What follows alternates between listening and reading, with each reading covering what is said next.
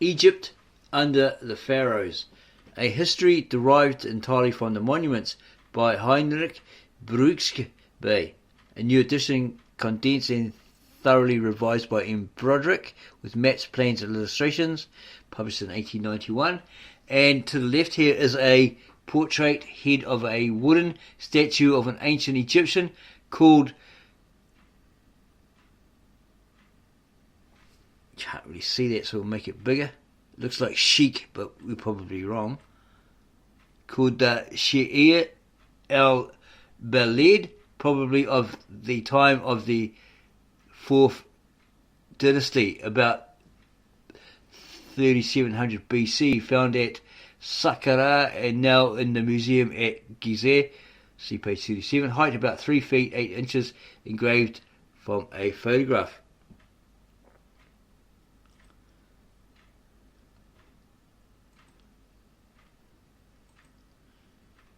Preface. The estimation in which Brugsch Bey's history of Egypt under the Pharaohs is held and the continuously increasing demand for it have induced the publisher to bring out a cheaper and more convenient edition. While presenting this to the public in one volume instead of two, there is a volume 2, the greatest care has been taken that is condensing the author's style. All the original information should be retained. The only omissions made in this edition have been that of the essay on the Exodus and the Egyptian monuments, the discovery of the site of Pithom, having proved the author's theory to be no longer tenable, and the transcription of the tablet of Usertsen 3, which is not given because a transliteration without the hieroglyphs could be or would be absolutely useless. The much vexed question of the nationality of the Bubastites has, so far as possible, been accommodated to Brugsch Bey's present views without altering the tenor of the chapter. It is a well-known fact that the learned author has, or had, since writing his history, considerably modified his opinion concerning their Assyrian origin. At the same time, the whole text had been subjected to a thorough revision, and wherever necessary, had been corrected in conformity with the most recent discoveries in Egyptology science. A special notice of the royal mummies of Deir el-Bahari, and also of the find in February of that particular year, in the 1800s, whenever this was written and published, as also of the find in February of this present year, has been added, as well as new maps and a complete list of the pharaonic kings with their cartouches. With regard to the transliteration of the Egyptian names, the author has adopted that, or translator has adopted that which appeared to him to be most in accordance with our English alphabet, and which receives the sanction of such authorities as Lepsius, Brugsch and Renouf. The system of dotted letters E.G, A, H, K, T, S have obviously got these vowel points, markers, etc. underneath. Though useful for those who are able to read hieroglyphs, it is liable to mislead the general reader. It has therefore not been considered advisable to use such letters in this work. The only exception is in the case of the T, which is always pronounced like ch and chip. For example, Chifab, Pi Nichum. Most gratefully, and he acknowledges these people, in Broderick, London, 1891. Contents page.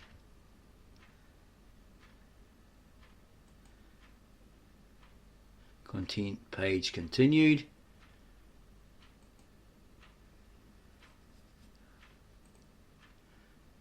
What was that?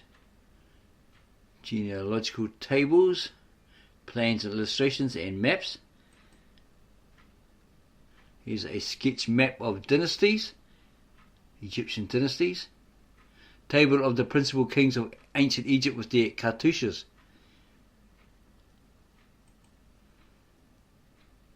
And it continues.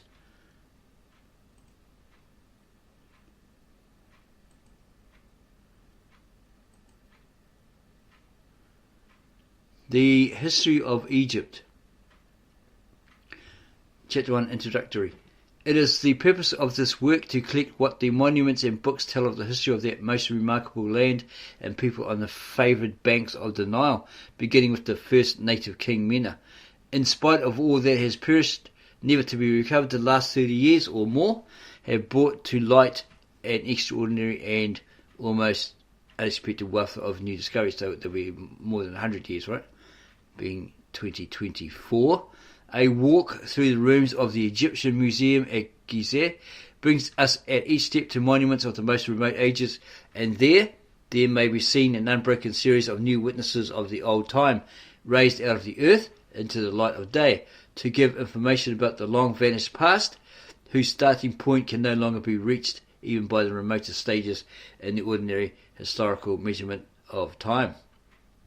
The tablets of Saqqara and Abydos, both containing a selection of Egyptian monarchs from the first Pharaoh Mena onwards, give the most authentic evidence, now no longer to be doubted, that the primeval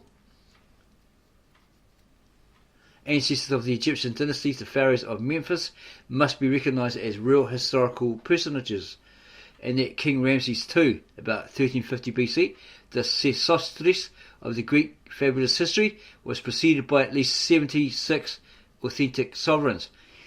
What conquests the growing knowledge of the old Egyptian language and writing has won for historical research is best shown by the numerous writings of distinguished men of science, amongst which are the works of real genius by the Viscount de Rouge on the irruption of the Mediterranean peoples into Egypt in the times of the 19th and 20th dynasties, and the invaluable contributions which M. Chabas of Chalons has made towards a knowledge of the same reigns. In 60 centuries, the old Egyptian race has undergone but little change. It still preserves those distinctive features of physiognomy and those peculiarities of manners and customs which have been handed down to us by the united testimony of the monuments and the accounts of classical writers as the hereditary characteristics of this people. Historical researchers concerning a race of mankind are inseparably connected with the momentous inquiry after their primeval home. The sciences of ethnology and comparative philology must be taken into consideration to determine, even though it be but approximately, the origin of nations and the directions in which they have migrated. Suffice it to say, however, that according to ethnology, the Egyptians appear to form a third branch of the Caucasian race, the family called Kushite. Okay? So it's a Caucasian race. It's not an African race. Okay, so that's why we stress that this Kushite with a C, these people, were descendants of Cush from Mesopotamia, Syria. The other with a K are the ones that they intermarried, they met and interbred with, right? And they had descendants from them, Africans, an African tribe, wherever that was geographically located. So that's brings you that difference there between those of the Mesopotamian originally and those the descendants who went to Africa and married darker people, Africans, and had descendants to them, right? And this much may be regarded as certain, that in the earliest ages of humanity, far beyond all historical remembrance, the Egyptians, for reasons unknown to us, left the soil of their early home, took their way towards the setting sun, and finally crossed that bridge of nations, the Isthmus of Suez, to find a new fatherland on the banks of the Nile. Comparative philology, in its turn, gives powerful support to this hypothesis, for the primitive roots and the essential elements of the Egyptian grammar point to such an intimate connection with the Indo-Germanic and Semitic languages. Yeah, because you look in the Bible, they were, had the sons of Noah, and one of them was called Ham. It's about K-H-A-M, but the K is silent, as in the Egyptian. So he's the forefather of them, right, the Mizraim. And then these people obviously moved out of wherever they were and went into this other land and became the Egyptians.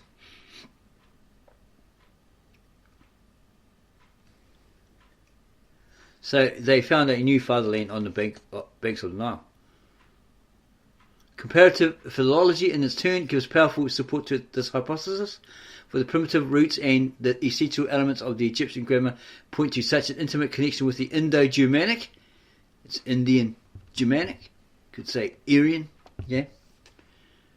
But it's not a single white supremacist race or anything like that. It's Indian-Germanic. You know, probably, you know, how do you put it? Interacted, correlated, something like that, you know. Caucus probably could have been a mix of different people, right? You know, Indians, white people, Chinese, whoever, right? It's a mix-up, mix-mash. Okay, so yeah, Semitic languages that it is almost impossible to mistake the close relation which formerly prevailed between them. According to Greek tradition, the primitive abode of the Egyptian people is to be sought in Ethiopia, and the honour of founding their civilization should be given to a band of priests from Meroe, descending the Nile. They are supposed to have settled near the later city of Thebes, and to have established this first state with a theocratic form of government. But it is not to Ethiopian priests that the Egyptian empire owes its origin, its form of government, and its high civilization. Much rather was it the Egyptians themselves that first ascended the river to found in Ethiopia temples, cities, and fortified places, and to diffuse the blessings of a civilized state among the rude, dark-coloured population. So the Egyptians went there, not the other way around. They didn't leave Ethiopia and go to where Egypt was, right? Or start up Egypt. Supposing for a moment that Egypt had owed her civil and social development to Ethiopia, nothing would be more probable than the presumption of our finding monuments of the greatest antiquity in that primitive home of the Egyptians, while in going down the river we ought to light only upon monuments of a later age. Strange to say, the whole number of the buildings in stone as yet known and examined, which were erected on both sides of the river by Egyptian and Ethiopian kings, furnish the incontrovertible proof that the long series of temples, cities, sepulchres and monuments in general exhibit a distinct chronological order, of which the starting point is found in the pyramids at the apex of the delta. So keep in mind that this is according to all the monuments, etc., that were unearthed, found by these particular writers, archaeologists, etc. The Egyptians themselves held the belief that they were the original inhabitants of the land. The fertile valley of the Nile formed, in their opinion, the heart and centre of the whole world. To the west of it dwelt the groups of tribes which bore the general name of Rebu or Libu. It could be Libu, could probably ancestors of the Libyans, those Libyans, who inhabited the northern coast of Africa, extended their abodes eastward as far as the canopic branch of the Nile. From the evidence of the monuments, they belonged to a light-coloured race with blue eyes and blonde or red hair. It is a noteworthy phenomenon that as early as the 4th dynasty, members of this race wandered into Egypt to display their dexterity as dancers, combatants and gymnasts in the public game. So it's saying there, according to those monuments, those steles, whatever, from the evidence of the monuments, they belong to a light-coloured race with blue eyes, yeah, and blood or red hair. Blonde or red hair, blood or red hair, blonde or red hair. It's quite an old book, and yeah. It is a noteworthy phenomenon that as early as the 4th dynasty, members of this race wandered into Egypt to display their dexterity as dancers, combatants and gymnasts in the public games. The great mixture of tribes, who had their homes in the wide regions of the Upper Nile, near Syene, have on the monuments the common name of Nahasu. From the representation of them we recognise the ancestors of the Negro race. Okay, so they were African, right? Black. Eastwards across the Isthmus of Suez were the people of that great nation which the Egyptians designated by the name of Aamu. These were the pagans, the Kafirs, or infidels of their time. In the coloured representations they are distinguished chiefly by the yellow or yellowish brown complexion. Would that be like olive skin? That sort of complexion. With their dress, has sometimes a great simplicity, but sometimes shows a taste for splendour and richness and the choiceness of cut and the variegated patterns woven into the fabric. In these A'amu, scientific research has since perceived the representatives of the great Semitic family of nations. Moreover, it is a fact established beyond dispute that even in the most glorious times of the Egyptian monarchy, the A'amu were settled as permanent inhabitants in the neighbourhood of the present Lake Menzala, where many places formerly bore unmistakably Semitic names. The most remarkable nations among them who appear in the course of Egyptian history as commanding respect by their character and their deeds are the Heta, the Har, or Hal. If that's Egyptian wording, that K would be silent, and the Rutin, or Lutin. Egypt is designated in the old inscriptions and by the later Christian Egyptians by a word signifying the Black Land, and which is read in the Egyptian language Kamit, or Kamit. The ancients had early remarked that the soil was distinguished by its very dark colour, and certainly this peculiarity suggested to the old Egyptians the name of the Black Land. So specifically was pointing at the black soil, the Black Land. Not like it's a land of black people, right? This receives a further corroboration from the fact that the neighbouring region of the Arabian desert bore the name of Tishirit, or the Red Land. On countless occasions the king is mentioned as the lord of the Black Country and of the Red Country, in order to show that his rule extended over cultivated and uncultivated Egypt in the wider sense of the word. The Egyptians called themselves simply the people of the Black Land, Kemet, and the inscriptions have handed down to us no further distinctive appellation. But a number of other names recorded on the monuments designate this same land of Egypt in special manners. Among the oldest is unquestionably Tamira, which seems to have meant the country of the inundation. Others alluded to Egypt poetically. Among these are the following: the land of the sycamore, the land of the olive, so that would probably mean the sycamore tree, right? The land of the olive, the land of the holy eye, the land of the sixth day of the moon, intercalary day. The explanation of many of these names can only be sought in those writings of the ancient Egyptians which relate to the doctrine of divine things and to the legends of the gods, small g. The Hebrews gave the land the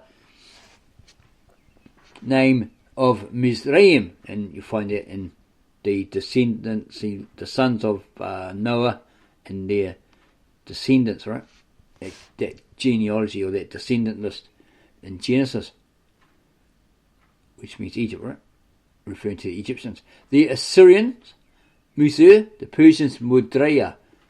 At the basis of these designations there lies an original form which consists of the three letters M, Z, R, because no vowels, right?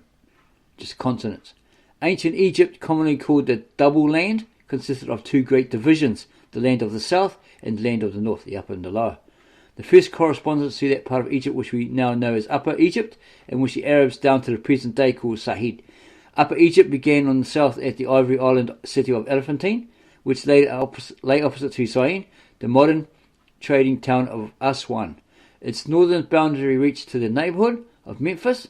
Lower Egypt comprehended the remainder, the Bahari of the Arabs, the Delta of the Greeks. The chief division of Egypt, which according to sacred tradition was referred back to the time of the God Kings, explains the name of double country, especially in the title of the kings, and enables us to see clearly the grounds of the opposition, by which the sovereignty of the south was committed to the god, small g, Set, and that of the north to Horus, the son of Osiris. Following tradition, every king on the day of his solemn coronation, which was distinct from the day of his receiving the kingdom in his father's lifetime, or on the death of his predecessor, received as his chief insignia two crowns, of which the white upper one symbolized his sovereignty over the south, the red lower one his dominion over the north. The land of Egypt resembles a narrow girdle divided in the midst by a stream of water. and hemmed in on both sides by long chains of mountains. On the right side of the river, the Arabian hills accompany the stream for its whole length. On the western side, the low hills of the Libyan desert extend in the same direction with the river from south to north up to the shore of the Mediterranean Sea. The river itself was designated by the Greeks and Romans by the name of Nilos,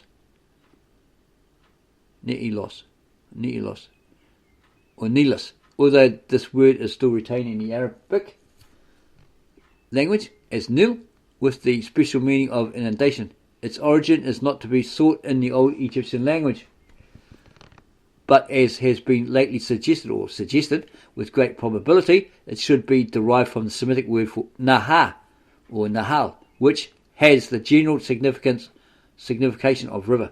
From its bifurcation south of the ancient city of Memphis, the river parted into three great arms, which watered the lower Egyptian flatlands, which spread out in the shape of the Greek letter delta.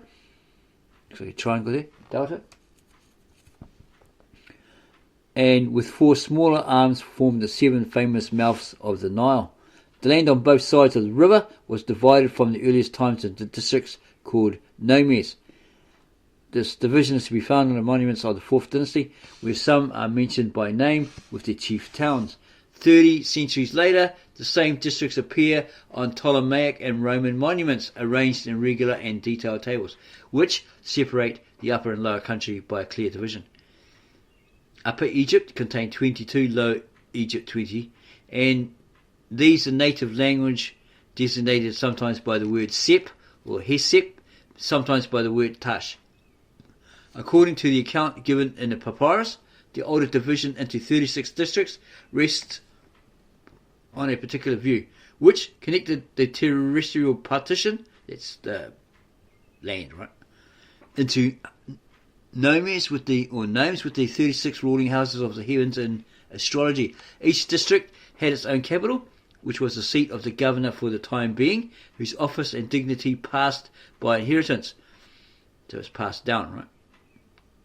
He didn't just suddenly, they voted and this guy got it. It was by inheritance that he had that office, etc. According to the old Egyptian laws, from the father to the eldest grandson on the mother's side, informed like wise the central point of the particular cult of the district. From the sacred list of the nomes, we learn the names of the temple, of the chief deity, of the priests and priestesses, of the sacred trees, and also the name of the town harbour, of the holy canal, the cultivated land, and the land which was only fruitful during the inundation, and much other information. Thus we can form the most exact pictures of Egyptian agricultural life in all its details. The several districts were separated from each other by boundary stones, and the authorities took the greatest pains in attending to the measurement of the lands, to the making of canals, and the inspection of the dikes. That's the banks, right? So if the Nile flooded over or something like that, at least it would stop it, wouldn't it? As you have in, is it Holland? They have those. It happened very often that the inhabitant of one district threatened an attack on the occupants of another, which not infrequently broke out into a violent struggle, requiring the whole armed power of the king to extinguish or stop it in its tracks. The disastrous results of such feuds sometimes affected even the whole dynasty, the reigning family being displaced by the conqueror. Hence arose those changes of dynasty and different names of the capitals of nomes, which we find in Manetho's Book of the Kings. 3 districts, however, throughout the course of Egyptian history, maintained the reputation of being the seats of national government in Lower Egypt, Memphis and Heliopolis. In Upper Egypt, Thebes. The ancient inhabitants, like their descendants, were chiefly an agricultural people. The walls of the sepulchral chapels are covered with thousands of bas-reliefs and the explanatory inscriptions, which preserve the most abundant disclosures respecting the labours of the field and the rearing of cattle as practised by them. On festivals, the pharaohs, or kings, themselves sailed along the sacred river in their gorgeous royal ship to perform mystic rites and special honour of agriculture. The priests regarded the plough as a most sacred implement and held that the highest happiness of man, after the completion of his pilgrimage here below, would consist in tilling the Elysian fields, in feeding and tending his cattle, and navigating the breezy water of the other world in slender skiffs. The husbandman, the shepherd, and the boatman were in fact the first founders of that advanced civilization which flourished in the Nile Valley. Some writers regard the Egyptians as a reflective, serious, and reserved people, very religious, occupied only with the other world, and caring nothing or very little about this lower life. But is it possible that such a country and such a climate could have produced a race of living mummies and of sad philosophers, a people who only regarded this life as a burthen to be thrown off as soon as possible? No people could be happier. They say it's gayer there, but it's not. They're not gay in that sense, right? In old definition, way back, just meant they were merry, happy. Yeah. More lively, of more childhood simplicity than those old Egyptians who loved life with all their hearts and found the deepest joy in their very existence. Far from longing for death, they addressed to the host of the holy gods, small g, the prayer to preserve and lengthen life, if possible, to the most perfect old age of 110 years. A song and dance and flowing cup, cheerful excursions to the meadows and papyrus marshes, to hunt with bow and arrow or throw stick, or to fish with spear and hook, were the recreation of the nobler classes after work was done. In connection with this merry disposition, humorous jests and lively sallies of wit, often passing the bounds of decorum, characterised the people from age to age. From a very early period, stone was wrought according to the rules of an advanced skill, and metals, gold, silver, copper, and iron were melted and wrought into works of art or tools. Wood, leather, glass, flax, and even rushes were all in daily use, and on the potter's wheel, vessels were formed from the Nile mud and baked in the furnace. Sculptors and painters too found profitable work among the wealthy patrons of art at the court of the Pharaohs or the kings. The noble class, suit and rank, of the Egyptian people derived their origin chiefly from the royal house. To them were committed the offices of the court. They held as their hereditary possessions villages and tracts of land, with the labouring people thereto belonging bands of servants and numerous herds of cattle. So they were probably like the landlords of it, right? To their memory, after their decease, were dedicated those splendid tombs, the remains of which are on the Libyan desert or in the caverns of the Egyptian hills. Ambition and arrogant pride formed a remarkable feature in the spirit of the old dwellers on the Nile. Yet in the schools, the poor scribe's child sat on the same bench beside the offspring of the rich, and the masters knew how by timely words to goad on the laggards by holding out to them the rewards which awaited rich and poor alike. Many a monument consecrated to the memory of some nobleman gone to his long home, into the afterlife probably, who during life had held high rank at the court of Pharaoh, is decorated with the simple but laudatory inscription, "His ancestors were unknown people. Above all things, they esteemed justice and virtue had the highest value in their eyes. The law, which ordered them to pray to the gods, small g, to honour the dead, to give bread to the hungry, water to the thirsty, clothing to the naked, reveals to us one of the finest qualities of old Egyptian character, pity towards the unfortunate. The 42 commandments of their religion, the Ma'at, the laws of Ma'at, which are contained in the Book of the Dead, are not inferior to the precepts of Christianity, and in reading the old inscriptions concerning morality, we are tempted to believe that Moses modelled his teachings on the patterns given by those old sages. Yeah, he probably whittled it down to 10.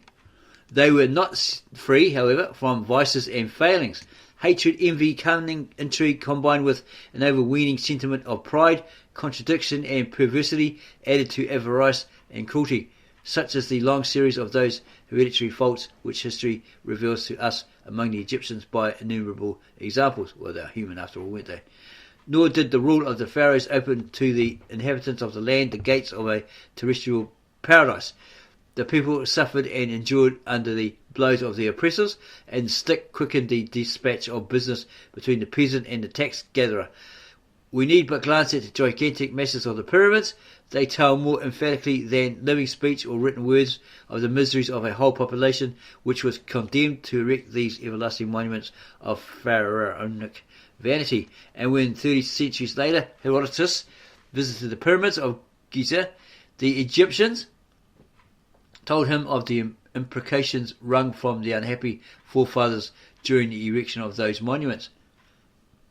The Egyptians were as inquiring as ourselves about prehistoric times, but with this difference that for them primeval history was concerned but little with the people and much more with the fame of their kings. The inquiries were directed to the names and genealogies of the princes who ruled the land before the first authentic king Mena. As they could not discover from the monuments any records of the land before the pharaoh Mena mounted the throne, their imagination supposed 3 ages which followed one another till Mena placed a double crown upon his head. During the first, a dynasty of the gods reigned in the land, followed by the age of the demigods, while the dynasty of the mysterious Manes closed the prehistoric time. The theology of their priests filled up these ages with heavenly persons and names. The calculations of the courses of the stars, based on the cycle of the risings of Sothis, the dog star, gave the numbers which were added as regnal years to the names of these imaginary sovereigns. As the priests of various cities differed in their doctrines concerning the nature of the gods and their connection with earthly things, it is not surprising that the lists of the prehistoric dynasties contain different names and numbers according to the respective origin of each. Subjoined are the names of the divine kings of the first age, first in the Theban order, and then according to Memphite. And it has here the dynasty of the gods according to the Theban doctrine, 2 according to the Memphis doctrine. Thus Ptah of Memphis, whom the inscriptions honour with the title of Father of the Gods, is the architect in the highest sense of the word.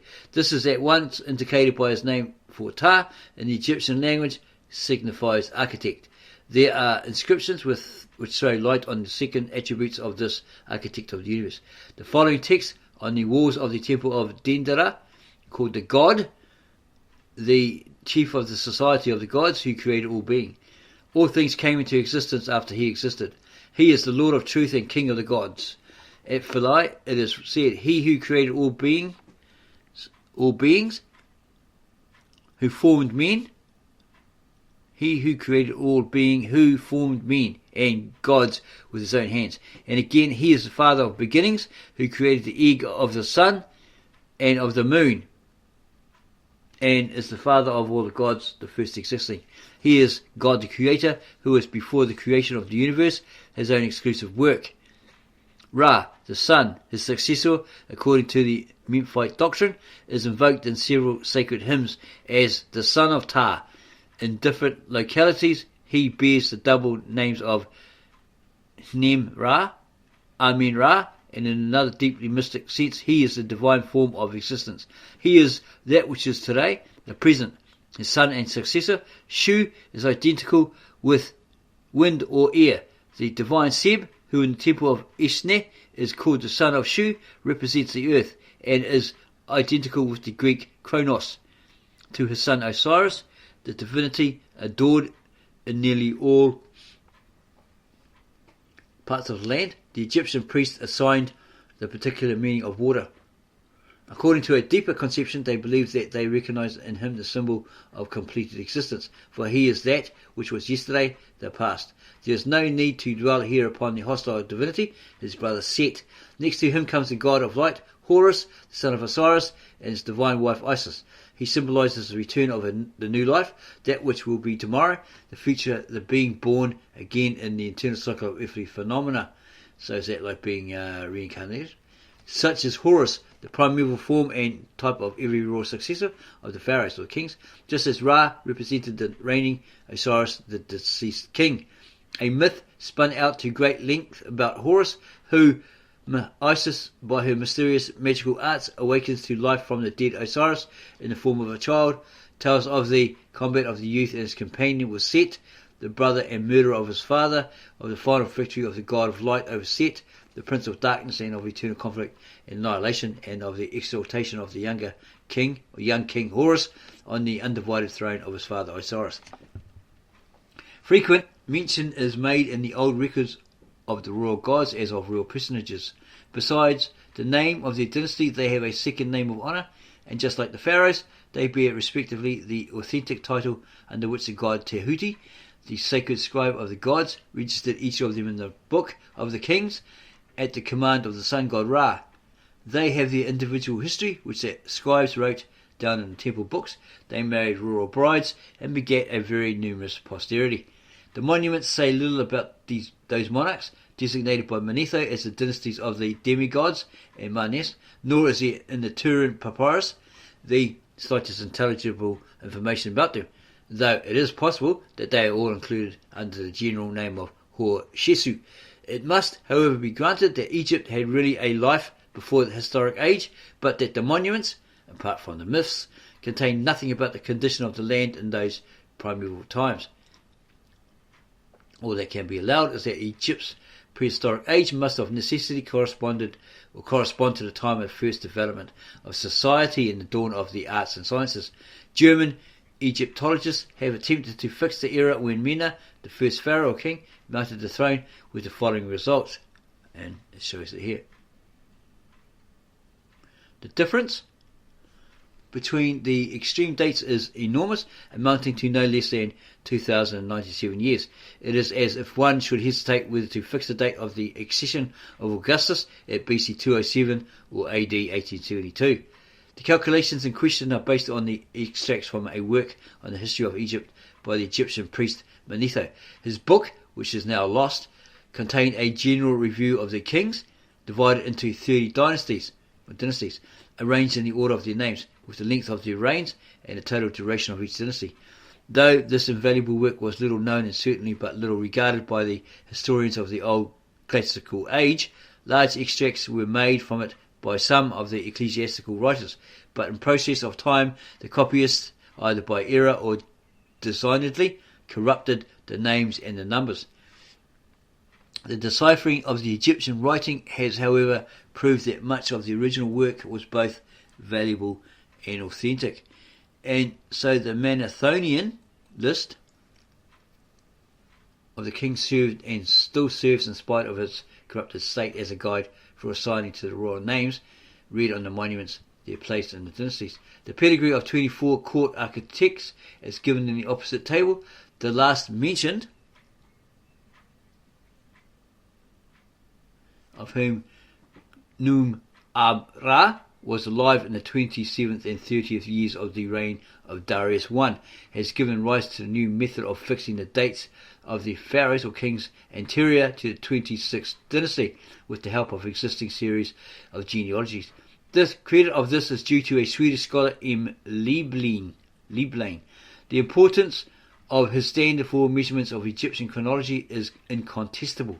Assuming the round number of a century for 3 consecutive human lives, we possess the means of determining approximately the time which has elapsed from King Mena to the end of the 12th dynasty, and again from the beginning of the 18th dynasty to the end of the 26th.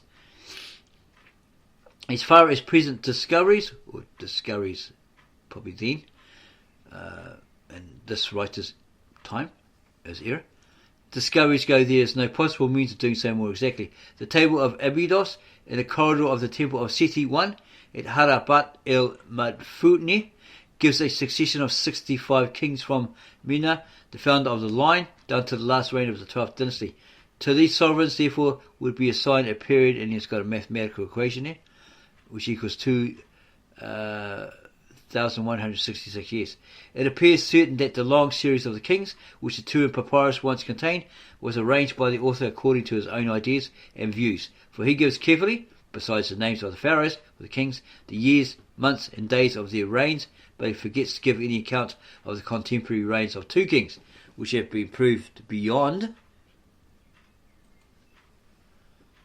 all doubt by the inscriptions, and which was a very usual custom in the succession of a son to his father. This must be an added page or something, because it looks very different there, okay? Oh, maybe not. Okay, it's got an Egyptian tomb. A. The exterior building containing one or more chambers, generally with painted scenes of life and inscriptions. B. The vertical pit. C. The vault with the sarcophagus. D. Containing the body or the coffin.